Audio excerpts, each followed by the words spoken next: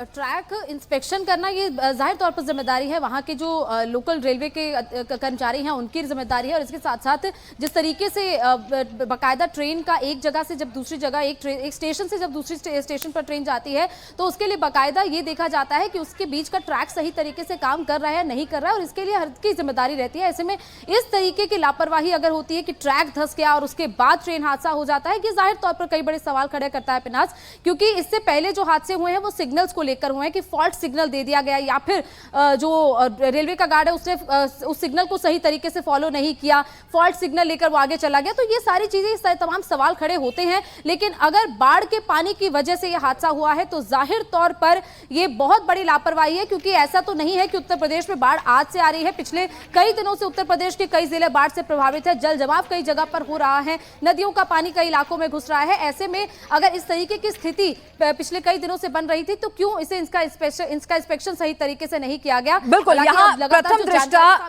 Signal fail नहीं है, technology fail नहीं है, यहाँ पर ह्यूमन एरर जो है उसके चांसेस समझ नहीं आते हैं। अगर इंस्पेक्शन नहीं हुआ है ट्रैक्स का तो ये अपने आप में एक बड़ा सवाल है। हमारे साथ विशाल भी हमारे सहयोगी इस वक्त। विशाल, आप दुर्घटना स्थल के लिए रवाना हो चुके हैं, क्या अपडेट आपके पास आ रहा है? हम आपसे जानकारी चाहेंगे।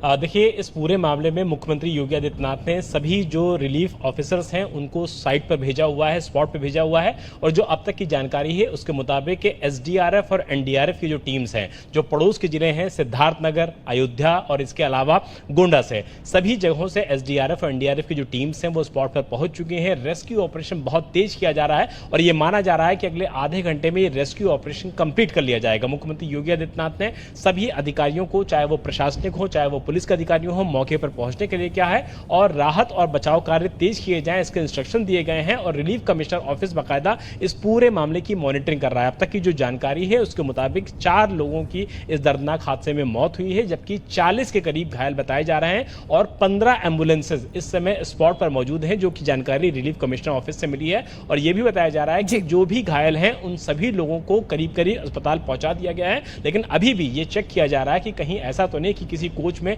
कोई घायल व्यक्ति मौजूद हो, घायल परिवार मौजूद हो। तो इसके लिए जो ऑपरेशन है वो इस समय चलाया जा रहा है। लेकिन ये बताया जा रहा है कि अगले आधे घंटे में रेस्क्यू ऑपरेशन कंप्लीट कर लिया जाएगा। गनीमत खाली इतनी थी कि ट्रेन की जो स्पीड थी वो बहुत ज्यादा नहीं थी। यही वजह है कि जो हादसा बड़ा हो सकता था वो कम से कम बड़ा नहीं हुआ है। लेकिन एक दुखद हादसा हुआ है उत्तर प्रदेश के गोंडा जिले में, जो कि लखनऊ से तकरीबन 150 किलोमीटर दूर हुआ है और 2 स्टेशन के बीच में हुआ। और जैसा कि अभी गौनिका कह रही थी कि अगर ट्रैक का इंस्पेक्शन सही ढंग से नहीं हो पाता है और बाढ़ का पानी अगर ट्रैक को डिस्टर्ब करता है तो ये अपने आप में रेलवे ऑफिशियल्स की एक बड़ी लापरवाही कम से कम प्रथम दृष्टया नजर आ रही है। विशाल, ये बड़ी लापरवाही बड़ा चिंता का सबब भी है, क्योंकि यही एक इलाका नहीं है हिंदुस्तान का जुबाड़ की चपेट में है। ऐसे ना जाने कितने ट्रैक्स जो हैं वो इन इलाकों से गुजर रहे होंगे जहां पर बाढ़ है। तो ये हादसे कहीं और भी हो सकते हैं अगर वही वजह निकलकर सामने आती है। तो यहां पर अभी जो अपडेट हमारे पास विशाल ने दिया है, विशाल आप हमारे साथ लगातार बने रहिए, कि मुख्यमंत्री योगी आदित्यनाथ ने संज्ञान लिया, एसडीआरएफ एनडीआरएफ की टीम जो है मौके पर रवाना है। रेस्क्यू ऑपरेशन अगले आधे से 1 घंटे में खत्म कर लिया जाएगा। वहां पर रेस्क्यू टीम भी पहुंच चुकी है, मेडिकल टीम भी, एम्बुलेंसेज भी पहुंच चुकी हैं।